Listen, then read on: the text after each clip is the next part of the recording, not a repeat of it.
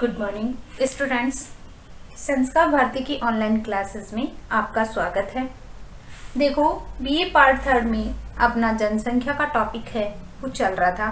जनसंख्या के टॉपिक में जनसंख्या के वितरण को प्रभावित करने वाले कारक अपन पढ़ रहे थे, जिसमें भौतिक कारक में 2 टॉपिक अपने हो चुके हैं कि भौतिक कारक है वो जनसंख्या के वितरण को किस रूप से प्रभावित करता है। कि जो जनसंख्या है, पूरे विश्व की अगर जनसंख्या की बात करते हैं तो पूरे विश्व की जनसंख्या है वो क्या है, एक समान है, पृथ्वी के ऊपर नहीं पाई जाती है। कहीं पे कम पाई जाती है, कहीं पे ज्यादा पाई जाती है, कहीं पे सघन पाई जाती है, कहीं पे न्यून पाई जाती है, कहीं पे पाई ही नहीं जाती है। तो ये सारे जो मतलब नहीं पाए जाने के जो कारण हैं वो ऐसा क्यों है, कि ऐसे कौन से कारण हैं जिसकी वजह से हर क्षेत्र के अंदर क्या है, जनसंख्या का जो बसाव है, जनसंख्या है वो आपकी अलग अलग रूपों के अंदर देखने को मिलती है। तो इस तरीके से मैंने आप लोगों को समझाया था कि भौतिक कारकों के अंदर भौतिक कारक जो हैं जनसंख्या के वितरण के, उनमें स्थिति के अनुसार बताया था कि कैसी स्थिति होती है, कैसी स्थिति में जनसंख्या है वो अधिक पाई जाती है। उसके बाद में मैंने उच्चावच पढ़ाया था आपको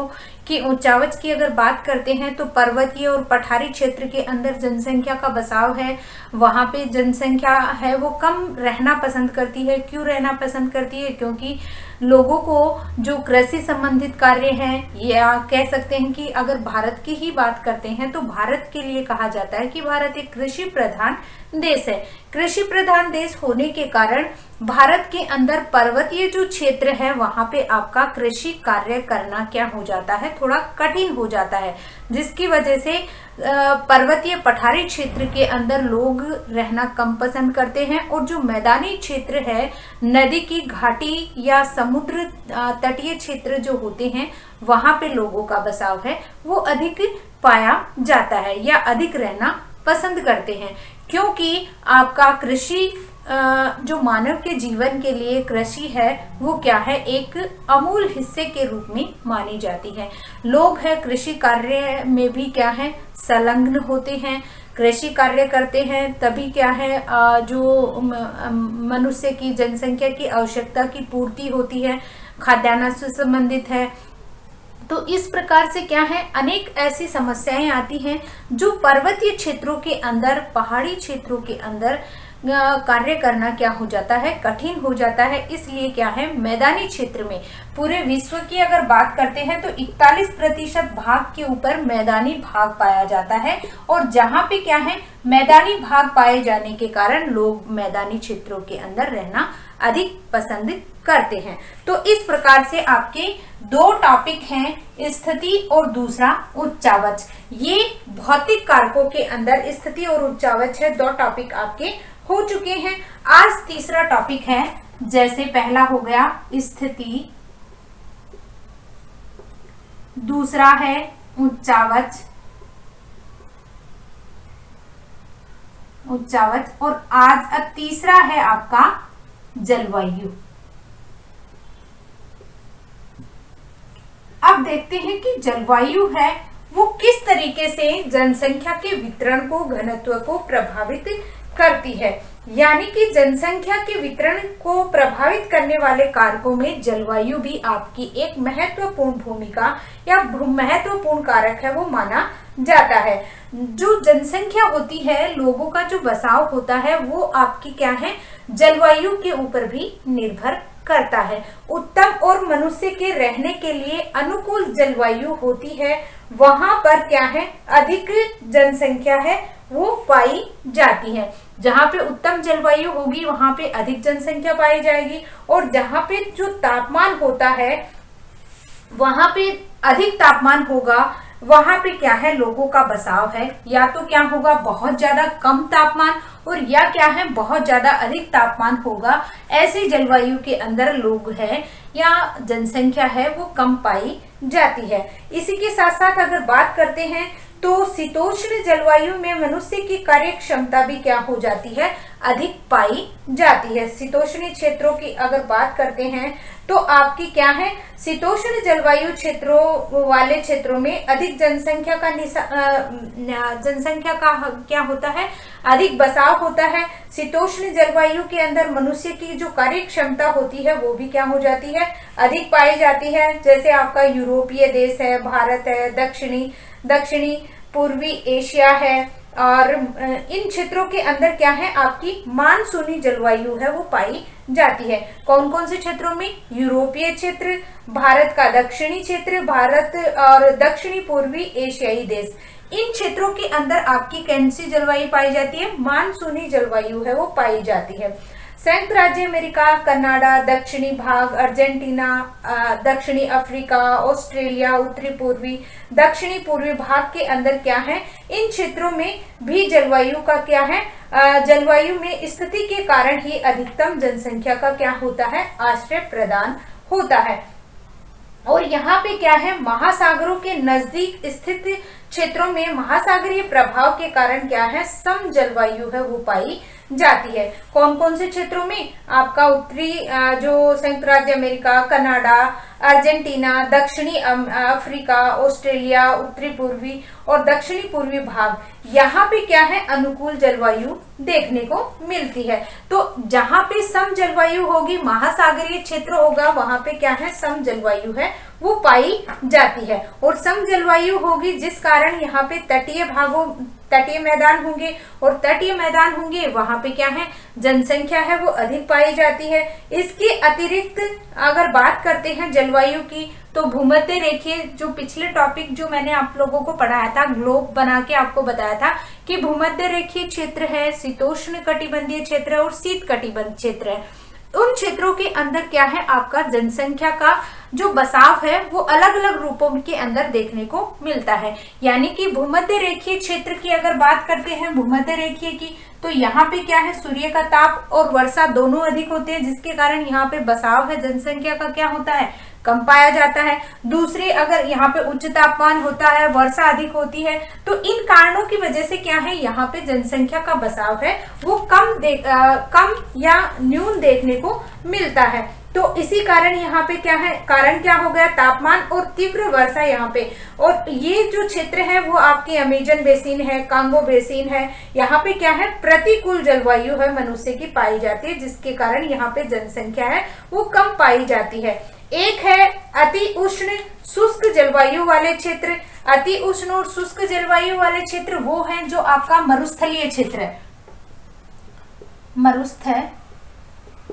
मरुस्थलीय क्षेत्र, जिसमें आपका सहारा मरुस्थल है, आपका जो थार का मरुस्थल है, और आपका कौन सा, ये चीन में टकला मकान है, माकन जो मरुस्थल है। तो ये क्या है, मरुस्थलीय क्षेत्र है। यहाँ पे क्या है, उष्ण और आपकी उष्ण और अति उष्ण और शुष्क जलवायु पाई जाने के कारण यहाँ पे क्या है, अरब का मरुस्थल है, अट्टाकामा का मरुस्थल है, यहाँ पे क्या है, मनुष्य की प्रतिकूल जलवायु पाई जाती है, जिसके कारण यहाँ पे आबादी है वो कम देखने को मिलती है। तो इस प्रकार जलवायु से संबंधित क्या है, तापमान है, वर्षा है, आर्द्रता है, पवन है, जनसंख्या के वितरण को सर्वाधिक प्रभावित करती है। और वर्षा की मात्रा जैसे जैसे कम होती जाती है, जनसंख्या की सघनता भी उसी अनुपात में क्या है, कम होती चली जाती है। तो इस तरीके से आपका जलवायु है वो भी किसको प्रभावित करता है, आपकी जनसंख्या को प्रभावित करता है। तो बात कर लेते हैं जनसंख्या वितरण में जलवायु के प्रमुख कारक तापमान,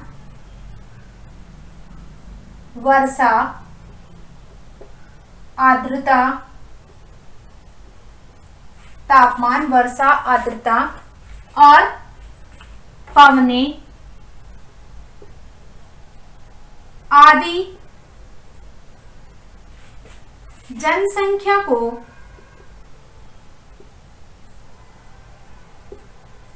प्रभावित करती है। उसी के साथ साथ क्या है, आपकी शुष्क व उष्ण जलवायु वाले क्षेत्र में जलवायु के क्षेत्र जैसे अट्टाकामा मरुस्थल, थार का मरुस्थल, थार मरुस्थल, सहारा मरुस्थल,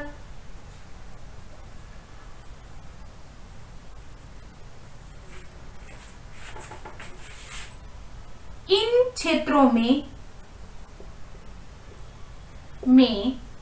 जनसंख्या कम पाई जाती है। दूसरा क्या है, जैसे जैसे वर्षा का वितरण कम होता है, उन क्षेत्रों में जनसंख्या भी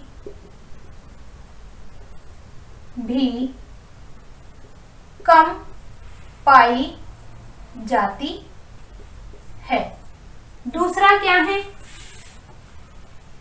जैसे समुद्र तटीय शीतोष्ण जलवायु, शीतोष्ण जलवायु, शीतोष्ण जलवायु में मानव का निवास अधिक होता है, क्योंकि शीतोष्ण जलवायु में मानव की कार्य क्षमता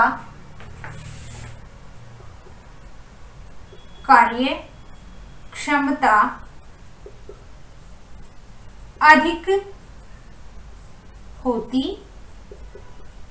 है, जिसमें आपका क्या है, शीतोष्ण कटिबंधीय अगर क्षेत्रों की बात करते हैं तो उसमें भारत का दक्षिणी भाग,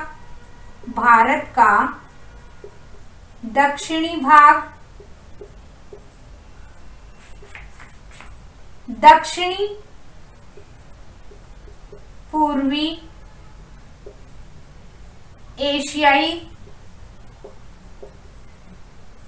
देश व आपका समुद्र तटीय क्षेत्र, जहां सम जलवायु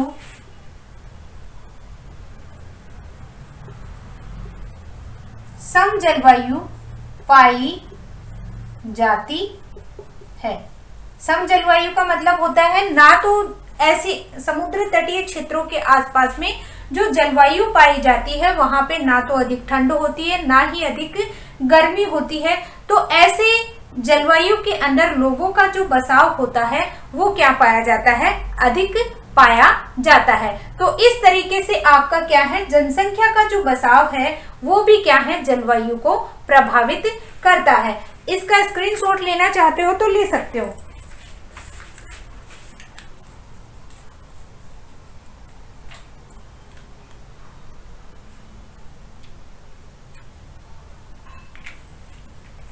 देखो उसके बाद अगर चर्चा करते हैं अपन तो आपका आता है जलवायु से संबंधित कारक है।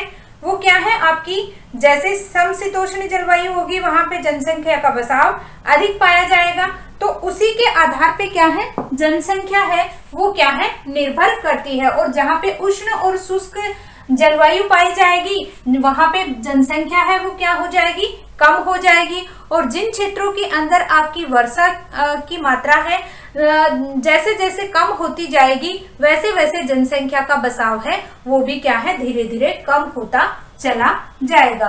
तो इस तरीके से आपकी जलवायु है वो भी क्या है जनसंख्या को प्रभावित करती है।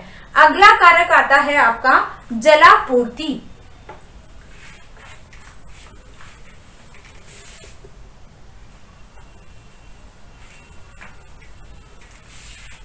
अगला कारक है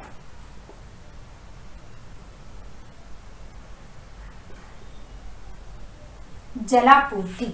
जलापूर्ति का मतलब होता है देखो जल की आपूर्ति। जिन क्षेत्रों के अंदर देखो सामान्य सी बात है अपने ऊपर अगर लेकर देखते हैं तो अपन लोग भी क्या है जहाँ पे क्या होगा अपन को आसानी से एक तो क्या होगा शुद्ध जल है, एक दूसरा क्या है जल की आपूर्ति है वो एनी टाइम अगर होती रहती है क्योंकि जल के बिना क्या है जीवन है वो संभव नहीं हो सकता है। इसलिए मानव के लिए कहा जाता है कि जब तक जल है तब तक मानव जीवित है। अगर जल की आपूर्ति जिन क्षेत्रों के अंदर क्या हो जाती है जैसे मैंने अभी बताया आपको मरुस्थलीय क्षेत्र होता है वहां पे क्या होता है मरुस्थलीकरण होता क्या है कि धीरे धीरे जिन क्षेत्रों के अंदर वर्षा की कमी होती चली जाती है वाष्पीकरण अधिक होता है वर्षा कम होती है तो धीरे धीरे वहां पे क्या है जो नमी होती है वो भी क्या है वाष्पीकरण के कारण क्या हो जाती है उड़ जाती है या सोख ली जाती है। तो इन क्षेत्रों के अंदर क्या है जनसंख्या का बसाव है वो धीरे धीरे कम हो जाता है। तो ये क्या है जनसंख्या के वितरण को ये कारक भी आपका प्रभावित करता है।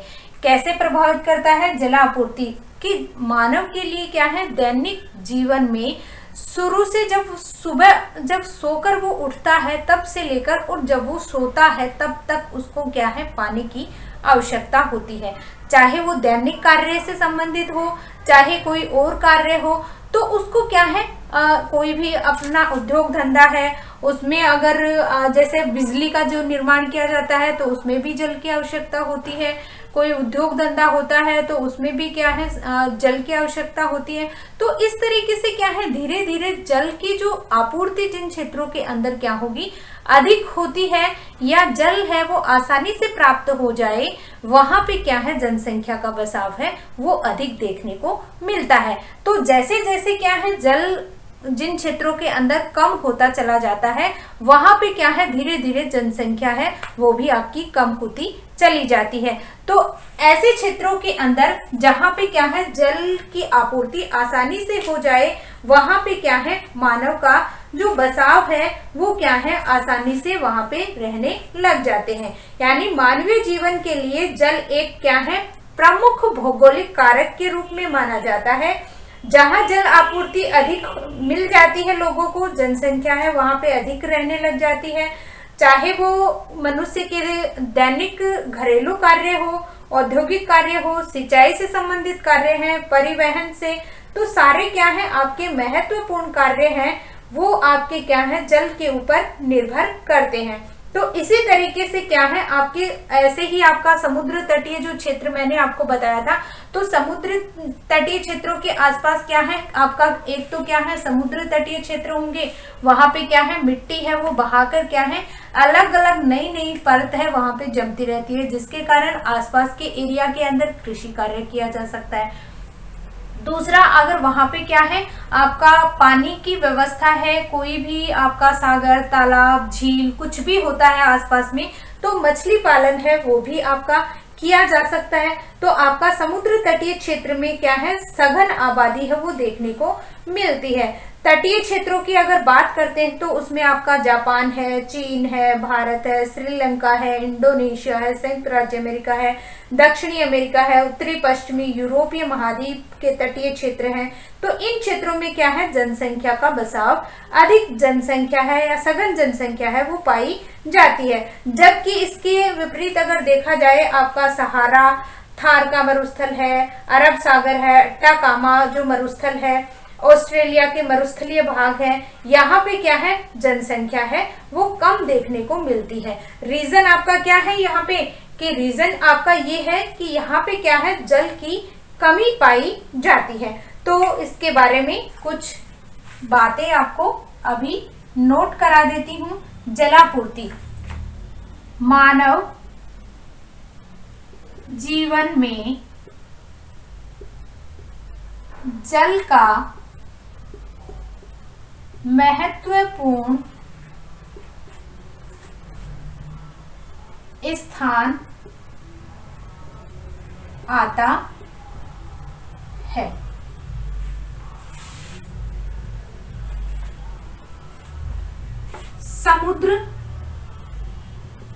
समुद्री तटीय भागों में, समुद्र तटीय भागों में जनसंख्या सघन पाई जाती है। जैसे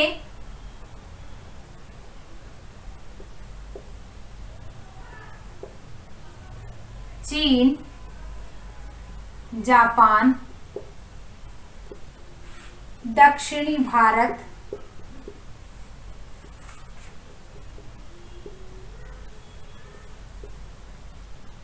इंडोनेशिया,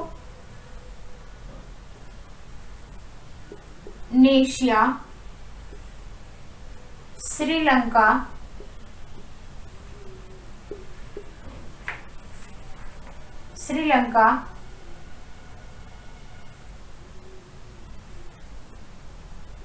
संयुक्त राज्य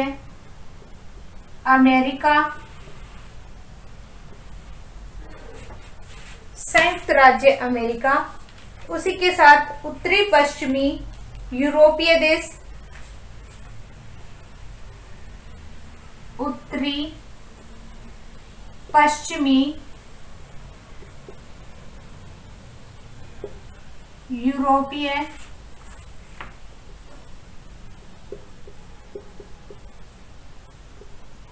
देश जहां सघन जनसंख्या पाई जाती है, क्योंकि यहाँ समुद्री तटीय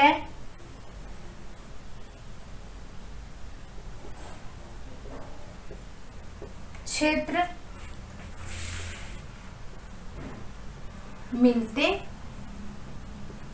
हैं, समुद्र तटीय क्षेत्र यहाँ पे मिलते हैं, जिसकी वजह से यहाँ पे क्या है, जनसंख्या है वो अधिक देखने को मिलती है। जबकि अगर इसके विपरीत बात करते हैं तो यहाँ पे जबकि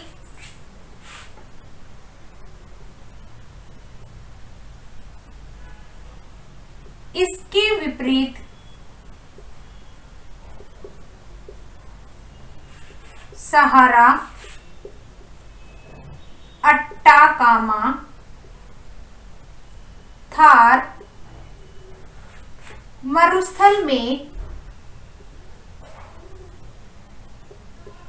जनसंख्या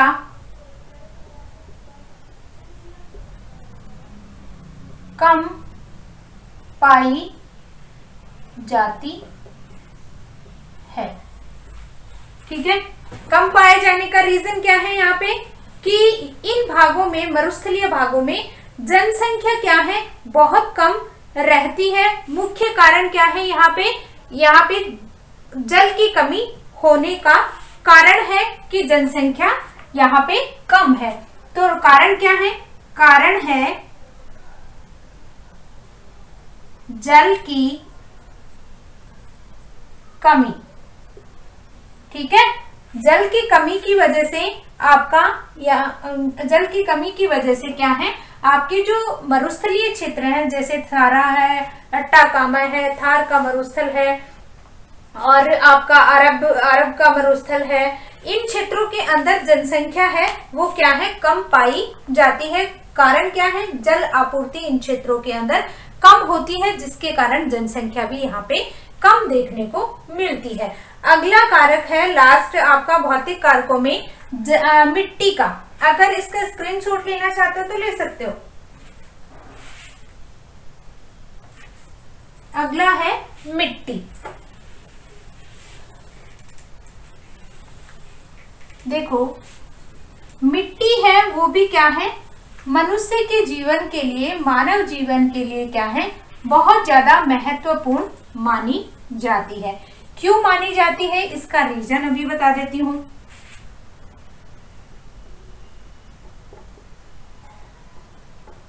मिट्टी भौतिक कारक हैं, वो आपके कंप्लीट हो जाते हैं। यहाँ पे 5 भौतिक कारक हैं जो मानव वितरण और घनत्व दोनों को क्या है, प्रभावित करते हैं। अब मिट्टी के लिए देखो, मनुष्य के जीवन जीने के लिए क्या है, प्रमुख आधार क्या होता है, आपका भोजन होता है। ऐसे तो जीवन जीने के लिए किसकी जरूरत होती है, जल की जरूरत होती है, और जल के साथ ही क्या है, आपको जीविकोपार्जन का जो साधन है वो क्या है, किससे प्राप्त होता है, मृदा से, मिट्टी से प्राप्त होता है। यानी कि मनुष्य जीवित रहने के लिए क्या करता है, कृषि करता है।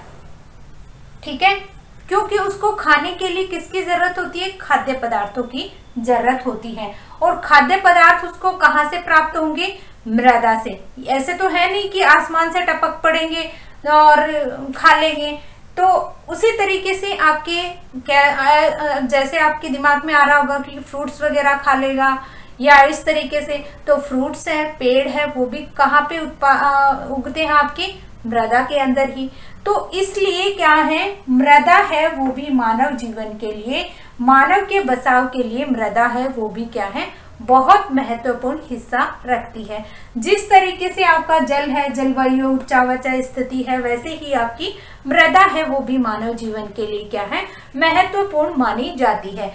जितने भी कृषि कार्य जो किए जाते हैं, जितने भी पेड़ पौधे हैं, जितने भी आपके चाहे कोई भी आपके खाद्य पदार्थ के रूप में कोई भी फसल का उत्पादन करना हो, तो वो किस में किया जाता है, मृदा के अंदर किया जाता है। तो मनुष्य या जनसंख्या ऐसे क्षेत्रों के अंदर अधिक निवास करती है जहां पे मृदा क्या है, अधिक उपजाऊ होती है, या उपजाऊ मृदा होगी वहां पे। और दूसरा क्या है, समतल भूभाग होगा। पहला तो क्या है, उपजाऊ व समतल, दोनों कारक क्या होने चाहिए, साथ में हो, तो वहां पे क्या है, अधिक जनसंख्या है वो रहने लग जाती है। दूसरा क्या है, वहां पे क्या है, भोजन के लिए क्या है, भोजन के साथ साथ क्या है, क्योंकि मनुष्य है उसको पशुओं से क्या है, खाद्य के रूप में दूध है, छाछ है, ये क्या है, पशुओं से प्राप्त होती है। तो जहाँ पे आपका पशुपालन होता है, समतल भूभाग होगा और मृदा है उपजाऊ होगी, तो ये सारे कार्य क्या है, मृदा के ऊपर ही किए जाते हैं। अतः जनसंख्या प्रत्यक्ष और अप्रत्यक्ष रूप से मृदा के रूप में क्या है, मृदा संसाधन पर क्या है, निर्भर करती है। चाहे वो प्रत्यक्ष रूप से प्रभावित करे, चाहे अप्रत्यक्ष रूप से प्रभावित करे, दोनों ही रूप में क्या है, मृदा है वो किसको प्रभावित करती है, जनसंख्या को प्रभावित करती है। तो इसी रूप में क्या है, आपकी जहाँ पे उपजाऊ मिट्टी होगी वहां पे आपकी जनसंख्या है वो अधिक पाई जाएगी। जैसे इस क्षेत्र में चीन, भारत, बांग्लादेश, म्यांमार, संयुक्त राज्य अमेरिका, मिस्र आदि देशों के अंदर क्या है, जनसंख्या नदियों द्वारा लाई गई जलोढ़ मिट्टी के मैदानों में क्या है, निवास करती है। और भारत में नदी निर्मित मैदानी क्षेत्र में स्थित पश्चिमी बंगाल की अगर बात करते हैं, तो यहाँ पे जनसंख्या का जो घनत्व है वो अधिक पाया जाता है। और इसी रूप में आपका इंडोनेशिया है, जावा जो द्वीप है, वहां पे क्या है, उपजाऊ लावा मिट्टियों के कारण जनसंख्या है वो अधिक निवास करती है। तो बात कर लेते हैं मिट्टी की।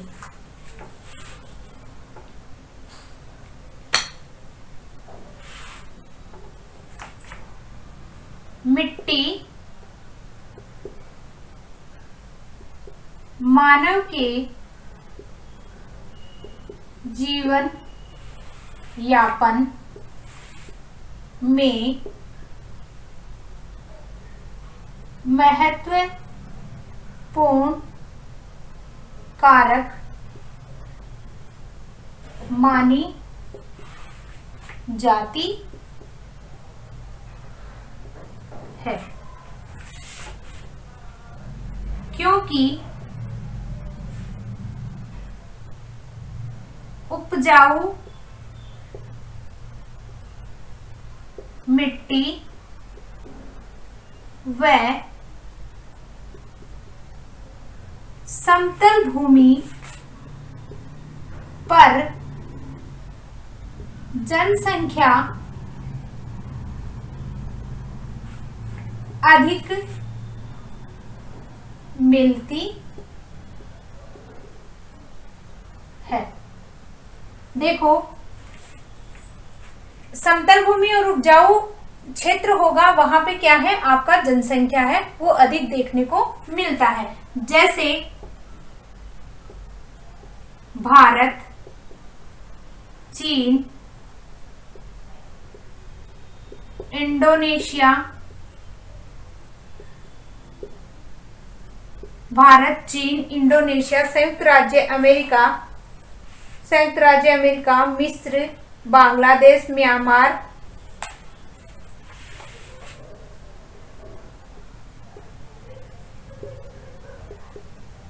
राज्य अमेरिका, बांग्लादेश,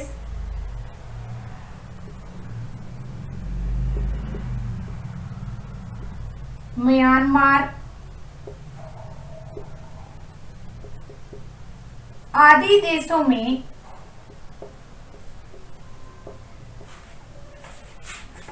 नदियों द्वारा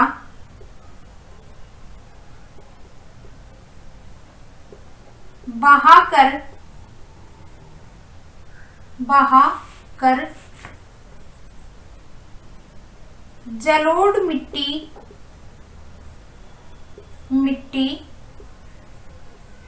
लाई जाती है जिससे कृषि कार्य बहुत ही अच्छे ढंग से किया जाता है और इस मिट्टी में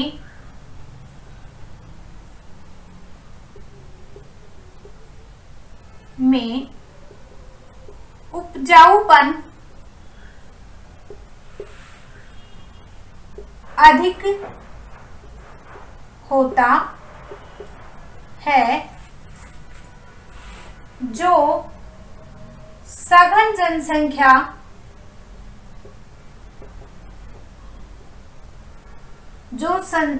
जनसंख्या निवास करने लग जाती है। तो इस तरीके से क्या है, मृदा है, वो मिट्टी है, वो क्या है, जनसंख्या को प्रभावित करती है।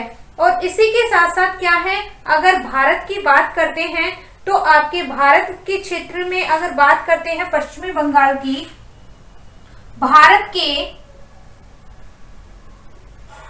पश्चिमी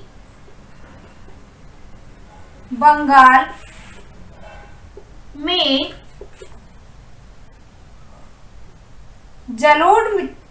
पश्चिमी बंगाल में नदियों द्वारा बहाकर जलोढ़ मिट्टी लाई जाती है, जिससे तो जनसंख्या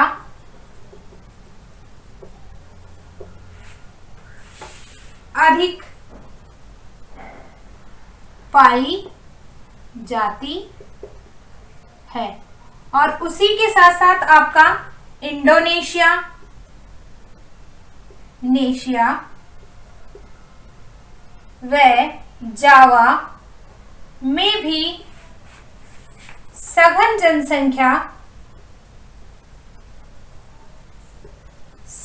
जनसंख्या पाई जाती है।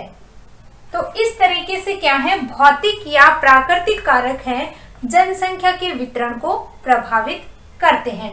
तो इसका स्क्रीनशॉट ले लो जिससे आपके भौतिक कारक हैं वो एक ही पेज पे रह सके। पहला स्थिति, उच्चावच, जलवायु, जलापूर्ति और लास्ट है आपका मिट्टी।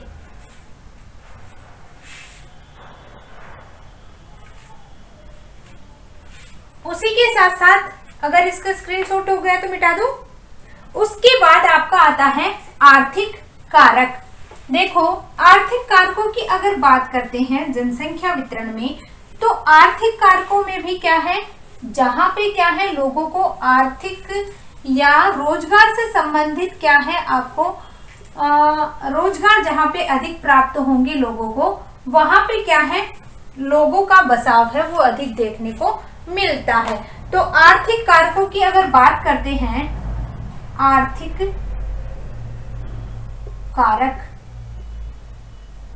देखो आर्थिक कारकों में 3 कारक मैंने आपको बताए, खनिज संसाधन, दूसरा शक्ति संसाधन, खनिज संसाधन, शक्ति के साधन और यातायात और आर्थिक उन्नति। देखो, खनिज संसाधन,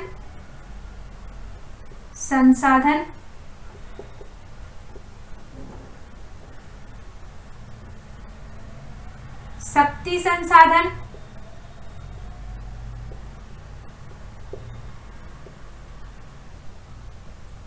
आर्थिक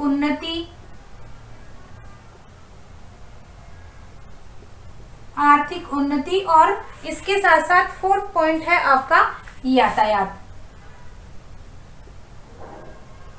ये सारे चारों कारक हैं आपको किसको प्रभावित करते हैं, आर्थिक कारक को प्रभावित करते हैं।